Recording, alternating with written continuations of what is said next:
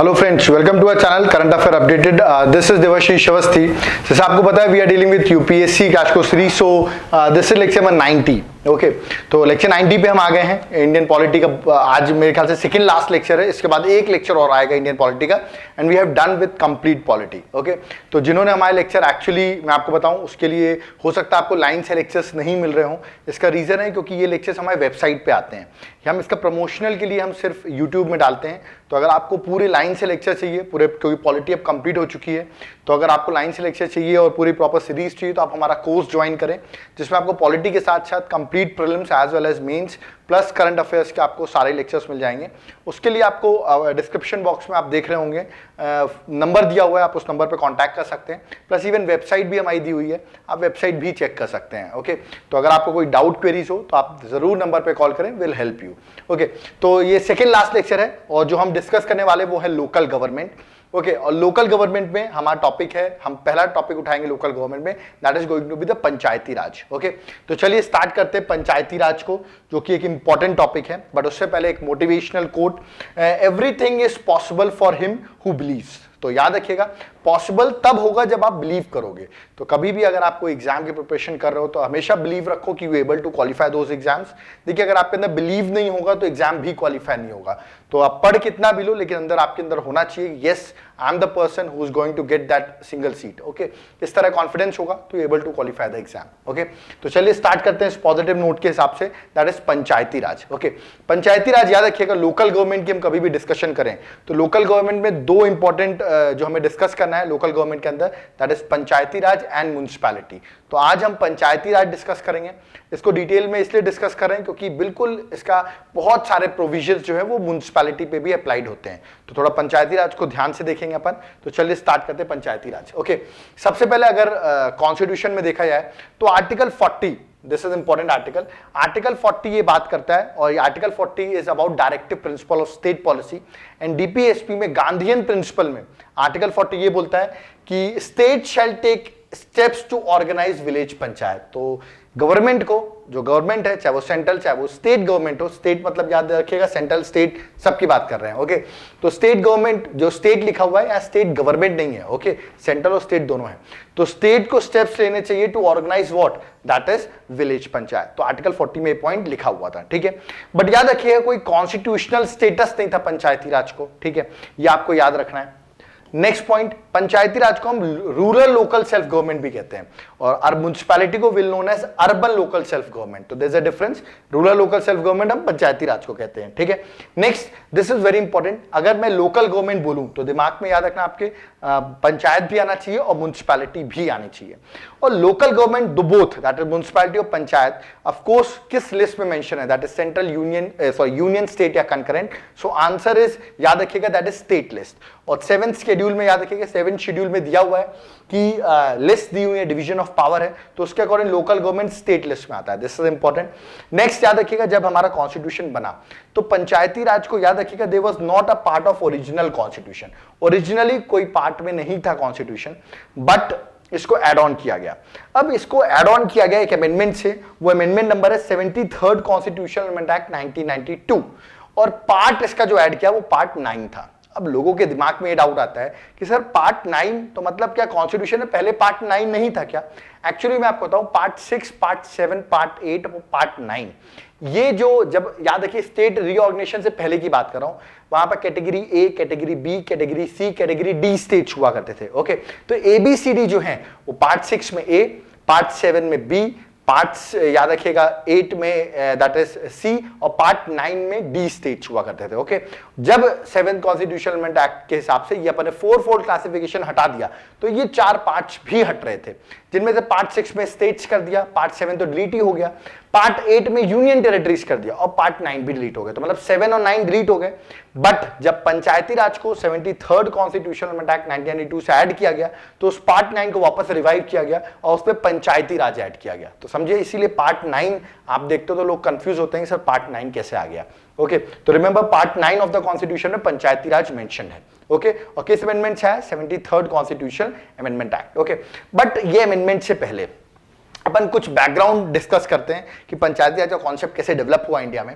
तो actually government ने evolution अगर देखूं मैं पंचायती राज का, तो गवर्नमेंट ने याद रखिएगा दो इंपॉर्टेंट प्रोग्राम स्टार्ट किए थे, that is community development programme in 1952 and national extension service in 1953 related to rural, याद रखिएगा रूरल एरियाज के लिए, गांव के एरियाज को डेवलपमेंट के लिए, कम्युनिटी डेवलपमेंट के लिए गवर्नमेंट ने दो प्रोग्राम स्टार्ट किए 52 और 53 में। ओके, अब ये जो प्रोग्राम स्टार्ट हुए after independence, of course after forming the constitution in 1950, these programmes were implemented for rural development. Okay, अब रूरल डेवलपमेंट के दो प्रोग्राम लॉन्च किए गए। अब इसका क्या आउटपुट रहा, ठीक है, इस जो ये दोनों प्रोग्राम रहे, इनकी क्या फंक्शनिंग रही, उसको देखते हुए सरकार ने सबसे पहले 1957 में एक कमेटी अपॉइंट की, जिस कमेटी का नाम था बलवंत राय मेहता कमेटी। याद रखिएगा Balwant Rai Mehta committee, because chairman Balwant Rai थे। उनका काम क्या था, committee was appointed to look into the functioning of that is community development programme and national extension service. इसको लुक करने के लिए कि क्या इसके आउटपुट्स रहे, क्या बेनिफिट हुआ या नहीं हुआ, उसके लिए कमेटी बनाई गई। ओके, और कमेटी ने अपनी रिपोर्ट सबमिट की 1957, नवंबर 1957 में ही रिपोर्ट सबमिट कर दी, और इस कमेटी ने रिकमेंड किया establishment of a scheme of democratic decentralisation. Democratic decentralisation की बात की, आपको पता होगा यूनियन गवर्नमेंट है, स्टेट गवर्नमेंट है, उस टाइम में लोकल गवर्नमेंट नहीं हुआ करती थी, तो उस टाइम पे नीचे ग्राउंड ग्रास रूट लेवल पे डिसेंट्रलाइजेशन की बात हुई कि ग्राउंड लेवल पे भी हमें गवर्नमेंट स्टैब्लिश करनी चाहिए, जिसे हम डिसेंट्रलाइजेशन या डेमोक्रेटिक डिसेंट्रलाइजेशन कह सकते हैं, विच इज नोन एज पंचायती राज। तो सबसे पहली कमेटी पंचायती राज के लिए थी बलवंत राय मेहता कमेटी, जिसने रिकमेंड किया पंचायती राज की पंचायती राज होना चाहिए। ओके, तो सबसे पहले याद रखिएगा बलवंत राय मेहता कमेटी ने रिकमेंड किया। ओके, अब इसी को देखते हुए राजस्थान ने रिमेंबर 2 अक्टूबर 1959 में पंचायती राज स्टैब्लिश भी कर लिया। मतलब Rajasthan was the first state which adopted the Panchayati Raj system. Okay, और इसकी रिकमेंडेशन बलवंत राय मेहता कमेटी की इसलिए भी इंपॉर्टेंट है क्योंकि इस कमेटी ने स्टैब्लिश करने को बोला था 3 tier structure eight Panchayati Raj. What is 3 tyre? 3 tyre कहने का मतलब एक ग्राम लेवल पे, विलेज लेवल पे, जिसे विलेज पंचायत कहा जाएगा, ब्लॉक लेवल पे मतलब इंटरमीडिएट लेवल पे जिसको हम पंचायत समिति कहेंगे या ब्लॉक पंचायत कहेंगे, और थर्ड जो है वो डिस्ट्रिक्ट लेवल में जिसको हम जिला परिषद कहेंगे।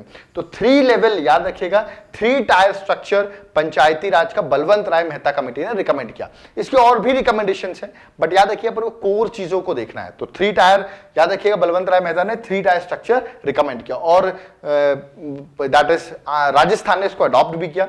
फिर अदर स्टेट्स, आंध्र प्रदेश ने भी आफ्टर राजस्थान उस सिस्टम को अडॉप्ट किया। ठीक है, अब ये कमेटी हो गई।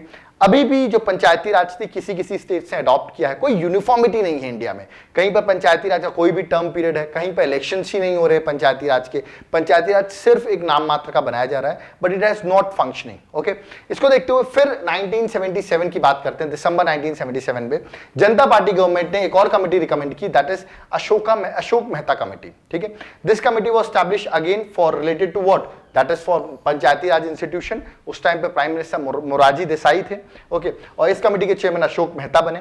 इन्होंने अपनी रिपोर्ट 1978 में सबमिट की। ओके, इसमें बहुत सारी रिकमेंडेशन थी, अराउंड 132 रिकमेंडेशन थी अशोक मेहता कमेटी में। ओके, बट कोर रिकमेंडेशंस हम देख रहे हैं। What was the core recommendation? जो 3 टायर रिकमेंड किया था बलवंत राय ने, इसने 2 टायर रिकमेंड किया, दैट इज जिला परिषद डिस्ट्रिक्ट लेवल पे एंड मंडल पंचायत। याद रखिए मंडल पंचायत एट मंडल लेवल। अब कहेंगे सर मंडल पंचायत मतलब ठीक है, जिला तो ठीक है, डिस्ट्रिक्ट लेवल पे आप बोल रहे हैं। मंडल पंचायत कहने का मतलब mandal panchayat is a group of villages, मतलब एकदम ग्राम लेवल पे बात नहीं कर रहा है, विलेज लेवल पे बात नहीं कर रहा है, कह रहा है ग्रुप ऑफ विलेजेस जिसकी पॉपुलेशन ऑन 15 to 20,000 हो, उसको हम एक मंडल पंचायत डिक्लेयर कर देंगे। तो इसने 2 टायर स्ट्रक्चर रिकमेंड किया। Bye whom? That is by Ashok Mehta committee. But ये कमेटी की रिकमेंडेशन एक्सेप्ट हो पाते उससे पहले जनता पार्टी की गवर्नमेंट ही फॉल डाउन हो गई। सो रिमेंबर, कोई एक्शन नहीं ले पाए इसके हम, क्योंकि due to political turmoil government fall down हो जाती है। ठीक है, तो इसका भी कोई एक्शन नहीं हो पाया। ओके, देन थर्ड कमेटी आती है again related to panchayati raj, that is GVK Rao committee. Okay, याद रखिएगा ये जो कमिटीज बन रही हैं, 2 कमेटी अपन ने डिस्कस की। जैसे कि अपन ने जब अशोक मेहता कमेटी रिकमेंड की तो उसने बोला जिला परिषद डिस्ट्रिक्ट लेवल, मंडल पंचायत मंडल लेवल। ओके, मतलब जहां पे पॉपुलेशन 15 to 20,000 है। ओके, डिस्ट्रिक्ट लेवल में हर कमेटी अलग अलग रिकमेंडेशन दे रही है ना। यहां बोला जा रहा है डिस्ट्रिक्ट लेवल में फॉर एग्जांपल कि जो कलेक्टर है, IAS है, वो जो रहेगा वो हेड रहेगा। ठीक है, तो अलग अलग recommendation, that is not important. ठीक है, आपको बस याद रखना है कि ये जो इंपॉर्टेंट पॉइंट्स है वो अपन ग्रासरूट से निकाल सके जो इंपॉर्टेंट है। ओके, तो जीवी के राव कमेटी जब अपॉइंट हुई 1985 में, इस कमेटी को उस टाइम पर प्लानिंग कमीशन हुआ करती थी, उसने अपॉइंट किया था और कमेटी अपॉइंट हुई थी on administrative arrangement of rural development. तो रूरल डेवलपमेंट में हम किस तरह क्या एडमिनिस्ट्रेटिव अरेंजमेंट नया कर सकते हैं, है ना, एंड पॉवर्टी एलिवेशन प्रोग्राम के लिए जीवी के Rao committee was appointed. Okay, ये कमेटी ने एक सबसे खास पॉइंट बताया कि जो ब्यूरोक्रेटाइजेशन है, मतलब जो ब्यूरोक्रेसी है, जो आईएएस लॉबी है ना, ब्यूरोक्रेटाइजेशन जो है उसने पंचायती राज इंस्टीट्यूशन को वीकेन कर रखा है, क्योंकि पावर जो है आप जिला लेवल पे ब्यूरोक्रेट्स को दे रहे हो, जिसकी वजह से जो पंचायती राज सिस्टम है वो जो है वो वीक हो रहा है। ठीक है, तो इसके लिए यहां पर मतलब ब्यूरोक्रेटाइजेशन हटाने की बात की, प्लस इवन इस कमेटी ने यही बोला कि हमें रिवाइटलाइजेशन करना पड़ेगा पूरे इंटायर पंचायती राज सिस्टम का। तो इसने पंचायती राज सिस्टम को रिवाइटलाइज करने की बात कही, पूरे इंटायर पंचायती राज सिस्टम को बात कर रहा है ये। That was a recommendation of जीवी के राव कमेटी। याद रखिएगा, रिकमेंडेशन आर नॉट इंपॉर्टेंट, आपको जो एक्चुअली है एट प्रेजेंट वो याद रखना है, बट स्टिल जो बेसिक पॉइंट्स है वो मैं आपको डिस्कस करता जा रहा हूं। ठीक है, नेक्स्ट इसके बाद एक और कमेटी है, this committee is very important, that is LM Singhvi committee. Okay, ये कमेटी स्टैब्लिश हुई 1986 में। ये कमेटी क्यों इंपॉर्टेंट है?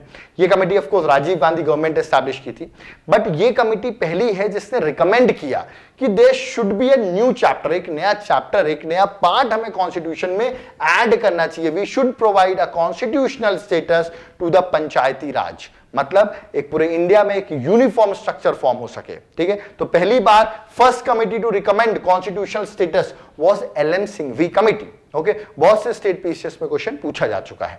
ठीक है, तो ये इंपॉर्टेंट है। फिर इस कमेटी की रिकमेंडेशन को हमारे प्राइम मिनिस्टर ने बहुत सीरियसली देखा भी, ऑफ कोर्स, क्योंकि एलएम सिंघवी ने रिकमेंड किया है कॉन्स्टिट्यूशनल स्टेटस, है ना, और वो इसका ट्राई भी करेंगे कि let's provide the constitutional status to that is panchayati raj. उसके बाद भी कुछ कमेटी स्टैब्लिश की, जैसे टुंगोन कमेटी 1988, गडकिल कमेटी 1988। सबका कॉमन पॉइंट था आफ्टर एलएम सिंघवी कि we should provide a constitutional status to panchayati raj, mean same recommendation.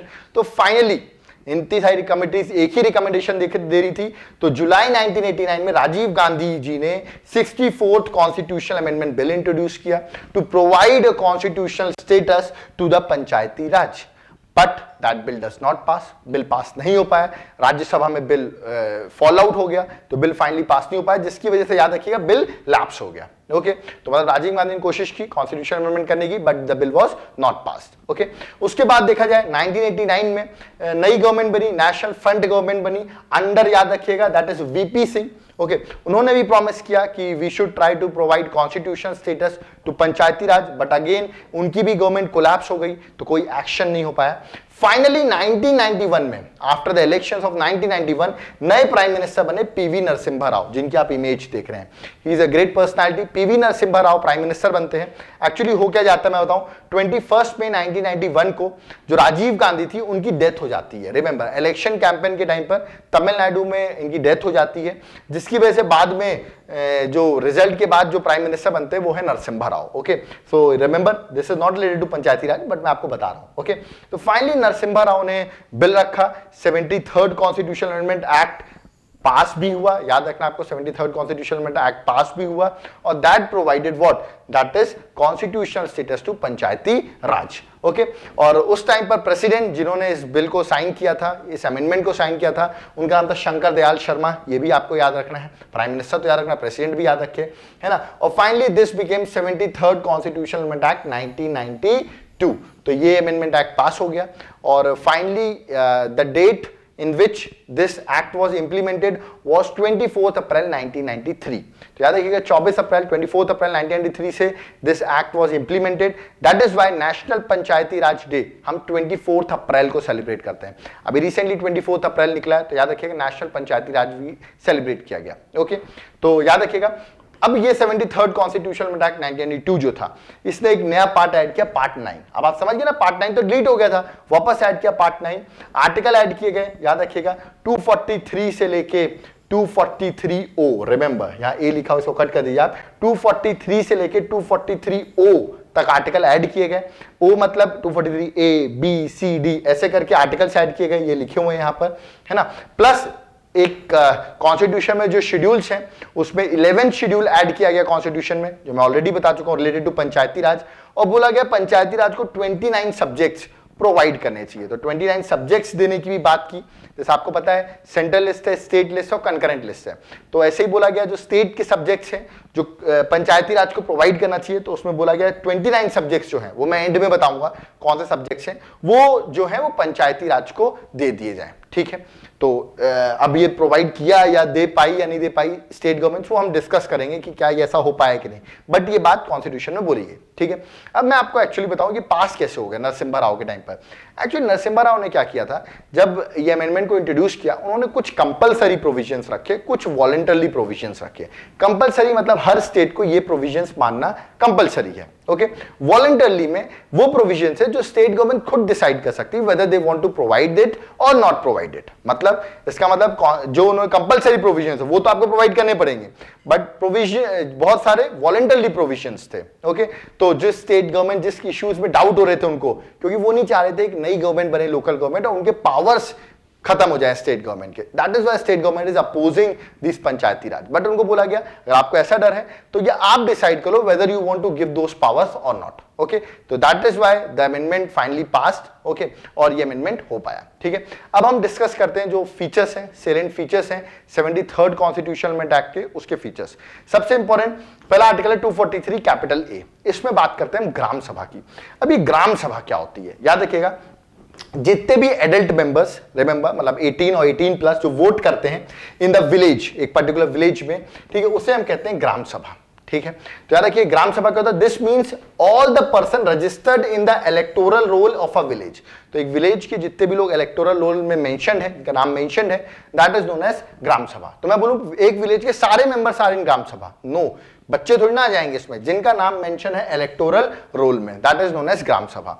और याद रखिएगा ग्राम सभा के फंक्शंस क्या होंगे, इनको क्या काम करना पड़ेगा, that would be determined by state legislature, वो स्टेट लेजिस्लेचर डिटरमाइन करेगी। But what do you mean by gram sabha, वो आपको याद रखना है। ठीक है, उनके functions would be decided by state legislature. Okay, next है 243B which talks about constitution of that is panchayati raj. Okay, इसमें बोला गया है 3 tier. Okay, this is important, 3 tier structure होगा पंचायती राज में। What is this 3 tier structure, तो याद रखिएगा 3 टायर स्ट्रक्चर में बात की गई है कि लेवल ऑफ पंचायत जो है विलेज लेवल पे, याद रखिए ग्राम पंचायत होगी, एट विलेज पंचायत या ग्राम पंचायत आप बोल सकते हैं। ठीक है, एक होगी ब्लॉक पंचायत लेवल पे, दैट इज इंटरमीडिएट पंचायत या पंचायत समिति या block panchayat, and third level जो सबसे टॉप लेवल होगा वो होगा डिस्ट्रिक्ट पंचायत, जिसको आप जिला परिषद भी कह सकते हैं। तो 3 टायर स्ट्रक्चर रिकमेंड किया है, that is by 73rd constitutional amendment act. तो विलेज लेवल पे विलेज पंचायत, इंटरमीडिएट या ब्लॉक लेवल या मंडल लेवल पे याद रखिएगा मंडल पंचायत, जिसको आप ब्लॉक पंचायत भी कह सकते हैं, पंचायत समिति भी कह सकते हैं। Okay, and third level is जिला परिषद, जिसको अपन डिस्ट्रिक्ट लेवल में जिला परिषद कहेंगे। ओके, तो 3 टायर स्ट्रक्चर रिकमेंड किया था 73rd कॉन्स्टिट्यूशनल अमेंडमेंट एक्ट 1992 में। यह भी बोला गया जिसकी पॉपुलेशन जिस स्टेट की पॉपुलेशन लेस देन 20 लाख है, मतलब 20 लाख से जनसंख्या 20 लाख से पॉपुलेशन आपकी कम है, देन व्हाट विल हैपन, ये तब आपको करना 20 लाख से पॉपुलेशन लेस है तो आप सिर्फ विलेज लेवल और जिला लेवल पे आप स्टैब्लिश करो, you should not establish at block level. तो याद रखिएगा it means state with population less than 20 lakh they may constitute only village panchayat and zila parishad, उनको मंडल लेवल पे मतलब ब्लॉक लेवल पे स्टैब्लिश करने की जरूरत नहीं है। Okay, this was said in the amendment. Okay, next 243 याद रखिएगा दैट इज 243C।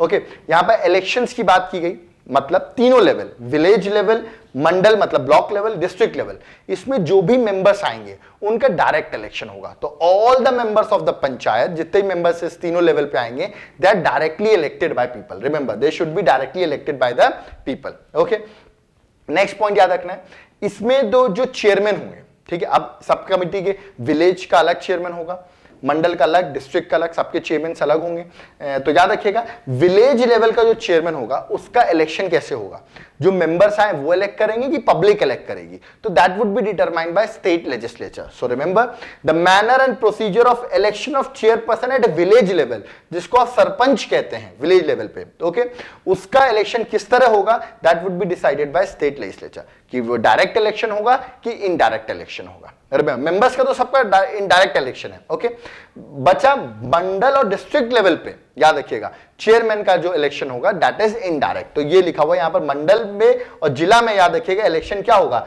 इनडायरेक्ट होगा, और विलेज लेवल पे it would be decided by the state legislature. Okay, so this is about 243C। Next जो है that is 243D। It talks about reservation of seats in Panchayati Raj. Reservation की बात करें तो of course reservation of seat for scheduled caste and scheduled tribe, ये याद रखिएगा पंचायती राज में होगी according to the proportion of population. मतलब जिस स्टेट में ज्यादा पॉपुलेशन अगर है SC ST की तो ज्यादा सीट्स रिजर्व होंगी, तो मतलब seats are reserved according to proportion of population. Okay, तो मेंबर्स की याद रखिएगा, दिस इज इंपॉर्टेंट, SC और ST की सीट्स रिजर्व्ड होगी तीनों लेवल पे, मेंबर्स की याद रखिए according to the proportion of the population. और चेयरपर्सन की अगर बात करें तो state legislature shall determine provide for the reservation of offices of chairperson at panchayat at all the levels for SC and ST। तो याद रखिए SC ST का जो रिजर्वेशन होगा चेयरपर्सन का, मेंबर्स का तो याद रखिएगा अकॉर्डिंग टू पॉपुलेशन उनकी सीट रहेंगी कितनी रिजर्व्ड है। ओके, बट चेयरपर्सन का कितना रिजर्वेशन होगा in all the 3 levels that would be determined by state legislature. Okay, so this should be clear कि मेंबर्स का तो अकॉर्डिंग टू पॉपुलेशन होगा प्रोपोर्शन, और यहां पर स्टेट लेजिस्लेचर डिसाइड करेगा चेयरपर्सन का। ओके, वुमेन का भी रिजर्वेशन होगा तीनों लेवल पे, चाहे वो ब्लॉक लेवल हो, डिस्ट्रिक्ट लेवल हो, विलेज लेवल हो, है ना। वुमेन्स का रिजर्वेशन होगा, कितना रिजर्वेशन होगा, यहां पर रिजर्वेशन मेंशन है 1/3, यहां पर proportion of population SC ST का, और जबकि वुमेन्स का रिजर्वेशन 1/3 रिजर्वेशन है, चेयरपर्सन में भी 1/3 रिजर्वेशन होगा, प्लस मेंबर्स में भी 1/3 रिजर्वेशन वुमेन्स का होगा। ठीक है, नेक्स्ट स्टेट लेजिस्लेचर चाहे तो अदर बैकवर्ड क्लासेस, याद रखिएगा अदर बैकवर्ड क्लासेस में भी रिजर्वेशन प्रोवाइड कर सकती है, that is favour to backward classes में भी रिजर्वेशन प्रोवाइड कर सकती है, चाहे वो मेंबर्स हो चाहे वो चेयरपर्सन हो, they could provide reservation but that would be decided by state legislature. तो स्टेट लेजिस्लेचर डिटरमाइन करेगी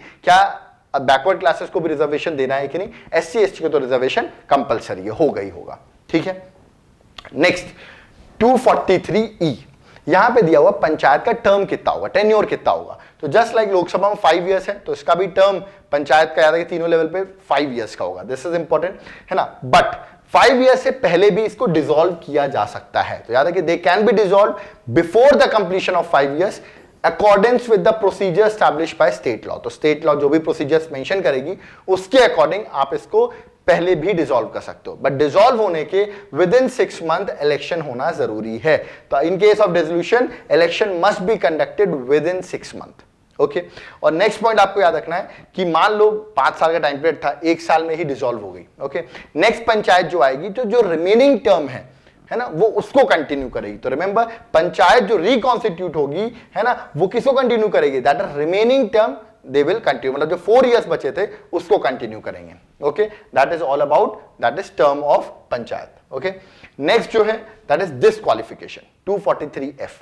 तो डिस्क्वालिफिकेशन, अगर आप डिस्क्वालीफाई हो जाते हो पंचायत इलेक्शन में, हु विल डिटरमाइन, तो याद रखिए person is disqualified under any law made by state legislature, मतलब स्टेट लेजिस्लेचर के लॉ के according you should be disqualified. ठीक है, फॉर एग्जांपल स्टेट लेजिस्लेचर ने बोल दिया कि हमारे यहाँ 6th क्लास तक एजुकेशन होना जरूरी है वरना आप इलेक्शन फाइट नहीं कर सकते। तो मान लो आप 6th क्लास तक नहीं पढ़ोगे तो आप क्या हो जाओगे, डिस्क्वालीफाइड। ये कौन डिसाइड करेगा, ये डिसाइड करेगा स्टेट लेजिस्लेचर। ठीक है, तो स्टेट लेजिस्लेचर चाहे तो ये कर सकते हैं। ठीक है, और पर्सन डिस्क्वालीफाइड होगा, याद रखिएगा उस टाइम पर जो भी स्टेट गवर्नमेंट ने जो भी लॉ बना रखा है उसके अकॉर्डिंग डिस्क्वालीफाई हो जाएगा। ठीक है, और एक पॉइंट और याद रखिएगा, कोई भी क्वेश्चन डिस्क्वालिफिकेशन से related shall be referred to किस अथॉरिटी के पास है कि आप डिस्क्वालीफाई हो गए हो, कौन अथॉरिटी डिसाइड करेगी, तो जो भी अथॉरिटी होगी it would be determined by state legislature. State legislature would determine which authority will decide, याद रखिएगा all the question of disqualification shell be referred, मतलब जितने भी डिस्क्वालिफिकेशन से मैटर है वो किस अथॉरिटी के पास रिफर जाएंगे, that would be determined by state legislature. तो आप देख रहे हैं स्टेट्स को पावर दिए जा रहे हैं, आप डिसाइड कर लो। ओके, नेक्स्ट एज याद रखिएगा, इलेक्शन कंटेस्ट करने की एज तीनों लेवल पे, पंचायत पे, म्युनिसिपैलिटी में भी सेम एज है, दैट इज 21 इयर्स, जबकि लोकसभा में कितनी थी 25 years, while in the case of panchayat that is 21 years. Okay, next that is 243G, Parle G नहीं अपन कहते हैं, जी से पावर आता है, तो it's talk about power, authority and responsibility of panchayat. Okay, तो क्या पावर है, क्या अथॉरिटी है, क्या रिस्पॉन्सिबिलिटी है पंचायत की, that would be determined by state legislature. So remember state legislature determine करेगी पावर, अथॉरिटी स्टेट लेजिस्लेचर के, कि जो भी अथॉरिटी वो प्रोवाइड करती है जिससे कि वो एक सेल्फ गवर्नमेंट की तरह वर्क कर सके। तो अब वो पावर्स देना चाहती है कि नहीं, it would be depend by home, it would be depend by state legislature. Even जो 11th शेड्यूल में लिखा हुआ है कि 29 फंक्शंस आपको 29 आइटम्स स्टेट लेजिस्लेचर को देना है to Panchayati, it also Panchayat Raj, it would also be decided by state legislature whether they want to give those functions और नॉट। ओके, तो वो स्टेट लेजिस्लेचर ही डिसाइड करेगी। तो बहुत सारे स्टेट लेजिस्लेचर ने पावर दिए ही नहीं। ओके, अभी भी उन्हीं के पास सारे पावर्स हैं। नेक्स्ट है 243H। यहां पर बोला गया पंचायत के पास पावर्स है रिलेटेड टू टैक्सेस। ठीक है, तो ये टैक्सेस से रिलेटेड क्या पावर है वो मैं आपको बताता हूं। यहां पर भी टैक्सेस से रिलेटेड पावर, तो स्टेट लेजिस्लेचर डिटरमाइन करेगी कि आपके पास टैक्सेस के पावर्स है कि नहीं। पहला, स्टेट लेजिस्लेशन में ऑथराइज, आपको ऑथराइज कर सकती है कि आप ही टैक्स कलेक्ट कर लो। ठीक है, जैसे फॉर एग्जांपल टोल टैक्स है या ऐसा कोई इसको लगता है मेले में एंटरटेनमेंट टैक्स लग रहा हो, जो भी हो, that would be collected by local government only. तो वो चाहे तो स्टेट लेजिस्लेचर ऑथराइज कर सकती पंचायत को to levy, collect and appropriate. तो लगा भी सकते हैं, कलेक्ट भी कर सकते हैं और अप्रोप्रिएट अपने पास रख भी सकते हैं। याद रखिएगा, बाय द, अगर स्टेट लेजिस्लेचर ऐसा ऑथराइज करती है तो। इवन स्टेट लेजिस्लेचर ऑथराइज नहीं करती है तो क्या कर सकती है, आपको दे सकती है, कलेक्ट खुद करे, but it can assign to you. याद रखिएगा, various taxes duties that are collected by state government, it would be assign to you. तो स्टेट गवर्नमेंट ये भी कर सकती है। इवन स्टेट गवर्नमेंट ऐसा भी कर सकती है, from consolidated fund of state, जो कंसोलिडेटेड फंड है स्टेट का, उससे आपको ग्रांट इन एड प्रोवाइड कर सकती है पंचायत राज को। तो पंचायत राज को फंड की जरूरत होगी तो ग्रांट इन एड प्रोवाइड किया सकता है, from where, that is from state consolidated fund. Okay, तो ये सब स्टेट लेजिस्लेचर डिटरमाइन करेगी। तो उनको पैसा भी स्टेट लेजिस्लेचर डिसाइड कर रही है और पावर भी। सो this is a main problem कि स्टेट लेजिस्लेचर ना मनी प्रोवाइड कर रही है ना पावर्स प्रोवाइड कर रहे हैं। दैट इज वाई आज भी पंचायती राज जिस तरह डेमोक्रेटिक डिसेंट्रलाइजेशन की मांग थी वो आज भी नहीं हो पाया है। ओके, चलिए नेक्स्ट आगे बढ़ते हैं। State finance commission, article number 243I। ठीक है, अब जिस तरह सेंट्रल में फाइनेंस कमीशन पढ़ी थी अपन ने, वैसे स्टेट में भी फाइनेंस कमीशन होती है। तो मतलब state finance commission is a constitutional body under article, याद रखिएगा 243I। तो दिस इज इंपॉर्टेंट कि कॉन्स्टिट्यूशनल बॉडी कब बनी, ये बनी इस अमेंडमेंट के थ्रू, 73rd कॉन्स्टिट्यूशनल एक्ट 1992 के थ्रू ही स्टैब्लिश हुई है ये। ठीक है, याद रखिएगा, just like central finance commission, state finance commission also constituted by वो president, here governor, every 5 year. वो क्या करता था, distribution of net proceeds of taxes between centre and state and among the states, ऐसे ये करेगा। ये डिस्ट्रीब्यूशन किसके बीच में करेगा, स्टेट एंड पंचायती राज। याद रखिएगा, स्टेट एंड पंचायती राज। और फिर पंचायती राज में भी कितने कितने लेवल हैं, 3 लेवल है ना, उसमें कितना जाएगा। तो याद रखिएगा, at various levels it is also decided by finance commission. Okay, याद रखिएगा, ये डिवीजन ऑफ, याद रखिएगा, नेट प्रोसीड्स ऑफ टैक्सेस बताता है। ठीक है, next, even grant in aid, panchayat को जो ग्रांट इन एड प्रोवाइड करना चाहिए स्टेट गवर्नमेंट को, वो भी रिकमेंड कौन करेगा, स्टेट फाइनेंस कमीशन। ठीक है, स्टेट फाइनेंस कमीशन इवन अपनी रिपोर्ट बनाता है, सबमिट करता है गवर्नर को, और गवर्नर मतलब कितना देना चाहिए state, that is local government को, पंचायत को कितना प्रोवाइड करना चाहिए, उसके लिए रिपोर्ट सबमिट करता है ना, कि कितना ग्रांट इन एड देना है, कितना डिवीजन करना है, और finally report governor state legislature में रख देता है और वहां डिस्कशन होता है। But again the reports put by state finance commission are not binding. Okay, government चाहे तो फॉलो कर सकती है, चाहे तो फॉलो ना भी करे। Okay, that is about state finance commission. Okay, एक मैंने और पॉइंट बताया था, जो आपको मैंने फाइनेंस कमीशन बताया था। ओके, शायद आपको याद आ रहा होगा, तब मैंने एक पॉइंट और बताया था related to state finance commission. Okay, वो मैं भी छोड़ देता हूं क्योंकि आपने ऑलरेडी फाइनेंस कमीशन का अगर चैप्टर देखा होगा तो एबल टू अंडरस्टैंड मैं किस पॉइंट की बात कर रहा हूं। चलो हिंट देता हूं, पॉइंट 3rd था फाइनेंस कमीशन का, फंक्शंस का। ओके, नेक्स्ट है 243J। Okay, that is auditing of panchayat accounts. तो पंचायत के अकाउंट्स याद रखिएगा किस तरह रखे जाएंगे, मेंटेनेंस ऑफ अकाउंट्स, और किस तरह ऑडिटिंग होगी अकाउंट्स की, that would be determined by state legislature. तो स्टेट लेजिस्लेचर अकाउंटिंग और ऑडिटिंग डिसाइड करेगा। Okay, next, this is very important, state election commission. ये कब बनी, ये भी 1992 में स्टैब्लिश हुई। इसका काम क्या है, to conduct the election of panchayat and municipality. तो 243K में दिया हुआ है about state election commission. Remember, state election commission में भी स्टेट इलेक्शन कमिश्नर होता है, which is appointed by whom, that is governor. Okay, और इसको अगर रिमूव करना हो तो he would get remove from the same procedure and manner in which the जज of high court is removed. And जज ऑफ हाई कोर्ट कैसे remove होता है, सिमिलर मैनर एज द जज of supreme court is removed, है ना। तो इसका मतलब स्टेट इलेक्शन कमीशन को रिमूव करना it's very difficult. Okay, parliament से अप्रूवल वगैरह आपको लेना पड़ेगा। ओके, तो मैं ऑलरेडी बता चुका हूं कि जज ऑफ हाई कोर्ट कैसे रिमूव होता है। ओके, चलिए नेक्स्ट, याद रखिएगा, state legislature has a power to legislate on all the matters related to elections of panchayat. तो याद रखिए, इलेक्शन से रिलेटेड कोई भी मैटर हो पंचायत के इलेक्शन से, that would be determined by home, that is by state legislature determine करेगा। ओके, और याद रखिएगा अगर कोई भी क्वेश्चन आता है रिलेटेड टू इलेक्शन पिटीशन, ठीक है, फिर से रिपीट करो, an election to the panchayat can be called in question हो सकता है आपको, अगर कोई डिस्प्यूट है, कोई प्रॉब्लम है, ओनली बाय इलेक्शन पिटीशन। आपको इलेक्शन पिटीशन फाइल करनी पड़ेगी, लेकिन कहां फाइल करोगे, किस अथॉरिटी के पास? तो याद रखिएगा उस अथॉरिटी के पास आप फाइल करोगे जिस अथॉरिटी को स्टेट लेजिस्लेचर डिसाइड करेगा। जिस मैटर में स्टेट लेजिस्लेचर ने डिसाइड किया है उस अथॉरिटी को आप जाकर अपने डिस्प्यूट्स, अगर आपको लगता है कोई डिस्प्यूट वगैरह हुआ है रिलेटेड टू पंचायत, तो आप वहां पर जा सकते हो। बट याद रखिएगा वो डिसाइड कौन करेगा? That is by state legislature will determine कि आप इलेक्शन, अगर आपको कोई डिस्प्यूट है या कोई प्रॉब्लम्स है, याद रखिएगा इलेक्शन पिटीशन आपको फाइल करनी है, तो वो अथॉरिटी और जो प्रोसीजर होगा that would be decided by state legislature. Okay, next, ये पंचायती राज यूनियन टेरिटरीज में एप्लीकेबल होगा? Yes, under article 243L it would be applicable in union territories. Okay, कौन डिसाइड करेगा कि यूनियन टेरिटरीज में एप्लीकेबल है? याद रखिएगा प्रेसिडेंट। तो panchayat raj shall be applicable to union territories. याद रखिएगा जिस तरह स्टेट्स में है या तो उस तरह, या तो इसमें कुछ मॉडिफिकेशंस भी हो सकते हैं, but that would going to be determined by home? President. तो यूनियन टेरिटरीज में एप्लीकेबल होगा but according to president. Okay, कि वही अप्लाई कर रहे हैं या मॉडिफिकेशंस कर रहे हैं, that would be determined by president of India. Okay, next 243M, क्या पंचायत राज पूरे इंडिया में लागू होगा? No, there are certain exempted areas.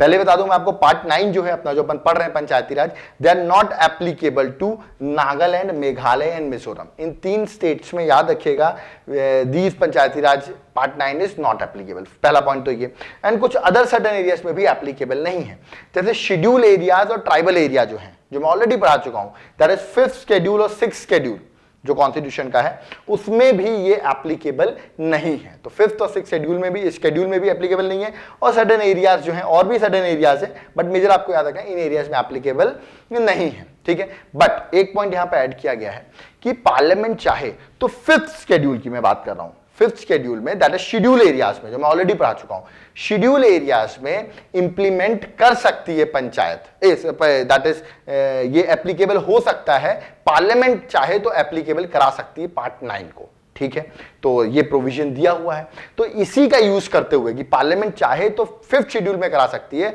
तो पार्लियामेंट ने, याद रखिए, एक एक्ट पास किया 1996 में, जिसका नाम रखा पीसा। फुल फॉर्म है पंचायत जो है वो हम एक्सटेंशन दे रहे हैं किधर? शेड्यूल एरियाज में भी। तो what are schedule areas which are mention in 5th schedule? 5th schedule में 10 स्टेट्स बताया था आपको जहां पे शेड्यूल एरियाज हैं, और शेड्यूल एरियाज डिक्लेयर कौन करता है? प्रेसिडेंट। किस लिए किया जा रहा है? For the empowerment of tribals. Okay, tribals को एम्पावर करने के लिए पीसा पास किया गया, मतलब वहां पर पंचायती राज नहीं एप्लीकेबल हो रहा, पीसा एप्लीकेबल हो रहा है। और पीसा मैं आपको बता दूं ज्यादा पावर्स देता है लोकल लेवल पे, मतलब और ग्राउंड लेवल पे ज्यादा पावर्स मिल जाते हैं। ओके, तो याद रखिएगा पंचायत ने पीसा पास किया 1996 में। ओके, क्योंकि लिखा हुआ था कि पार्लियामेंट चाहे तो एक्सटेंशन दे सकती है पंचायत को शेड्यूल एरियाज में। तो पंचायत ने finally schedule areas are identified in the 5th schedule, already बता चुका हूं, जिसमें 10 स्टेट्स आते हैं। ठीक है, और ये बोला गया था कि 73rd कॉन्स्टिट्यूशनल अमेंडमेंट एक्ट जो हुआ है वो शेड्यूल एरियाज में एप्लीकेबल नहीं होगा। ठीक है, तो फाइनली पीसा इंप्लीमेंट किया गया, जो कि पीसा है इन शेड्यूल एरिया से पीसा लागू होता है, रिमेंबर। और बेसिक में आपको बता रहा हूं, पीसा has more powers. Okay, local government के ज्यादा पावर्स आ जाते हैं। ठीक है, तो finally PESA was enacted on 24 December 1996 to extend the provision of part 9 of the constitution to schedule areas, है ना, with certain exemption and modification. तो कुछ मॉडिफिकेशन किए गए हैं पार्ट 9 ऑफ द कॉन्स्टिट्यूशन में। याद रखिए जो मॉडिफिकेशंस हैं उसमें ग्राम सभा जो होती है उसको ज्यादा पावर्स दिए गए हैं, जो ग्राम सभा आपने डिस्कस किया था 243A में, उसको ज्यादा पावर्स दिए गए हैं। ठीक है, तो बेसिक आपको याद रखना है कि इसमें ज्यादा पावर्स हैं। Okay, that is important. Okay, तो पीसा is applicable in schedule area, that is 5th schedule. Okay, अभी 5th शेड्यूल में ये एप्लीकेबल है पीसा। Next 243N, continuance of existing law. कहने का मतलब ये है इसमें जितने भी स्टेट्स हैं वो नए पंचायती राज को अडॉप्ट कर लें, उनका 1 ईयर का टाइम रहेगा from the day the parliament, याद रखिएगा, from the day the constitutional amendment has been implemented. और वो इंप्लीमेंट किया था 24 अप्रैल 1993, मतलब 24 अप्रैल 1994 तक every state should adopt the new Panchayati Raj system. Okay, and Madhya Pradesh became the first state. याद रखिएगा, आफ्टर दिस अमेंडमेंट के बाद जब टाइम दिया गया तो पंचायती राज को सबसे पहले अडॉप्ट करने वाला स्टेट जो था वो मध्य प्रदेश था. ओके, चलिए next 243O, bar on interference by court. What do mean bar? Bar मतलब स्टॉप करना. तो याद रखिए 243 स्टॉप करता है कोर्ट्स को to interfere in the panchayat matters. याद रखिएगा, इलेक्शन मैटर्स जो हैं पंचायत के, उसको स्टॉप करता है, बार लगाता है, मतलब कोर्ट को रोकता है. कहने का मतलब no election to any panchayat. ठीक है, याद रखिएगा, no election to any panchayat is to be question except by the election petition. आपको फाइल करनी पड़ेगी, और वो भी किस अथॉरिटी को या किस मैनर में, इन विच स्टेट लेजिस्लेचर डिटरमाइन. तो अगर आपको कोई डिस्प्यूट है तो मैंने आपको ऑलरेडी बताया था, स्टेट लेजिस्लेचर आपको अथॉरिटी और मैनर बता दी कि वहां पर जाकर आप फाइल करें. बट याद रखिएगा, courts can not interfere in the panchayat election matters, that is given in article 243O. Okay, चलिए नेक्स्ट जो है, तो यहां पर सारे आर्टिकल जो हमारे थे पंचायती राज के, we have come done with all those that is articles. आपको याद रखना है, इंपॉर्टेंट है, क्योंकि किसी किसी स्टेट पीसीएस में डायरेक्ट पूछ रहे हैं. ओके, अब लास्ट जाते थे, मैं आपको बता दूं, जो मैंने आपको 29 सब्जेक्ट्स बोले, तो वो 29 सब्जेक्ट स्टेट गवर्नमेंट को देने थे. Of course they have not given, है ना. बट जैसे 29 सब्जेक्ट्स थे, कौन से थे? एग्रीकल्चर था, लॉ, याद है कि land improvement, minor irrigation, water management, animal husbandry, fishery, social forestry, minor forest produce, ऐसे एटसेट्रा 29 सब्जेक्ट्स हैं विच वी टॉक की किसको मिलने चाहिए? स्टेट गवर्नमेंट को मिलने चाहिए. बट याद रखिए, state government has not, sorry state government, local government को मिलना चाहिए, स्टेट गवर्नमेंट को प्रोवाइड करे. बट अगर स्टेट गवर्नमेंट अपने 29 सब्जेक्ट्स दे देगी, वैसे उसका 61 सब्जेक्ट्स हैं, तो स्टेट गवर्नमेंट सोच रही है कि उसके पावर्स खत्म हो जाएंगे.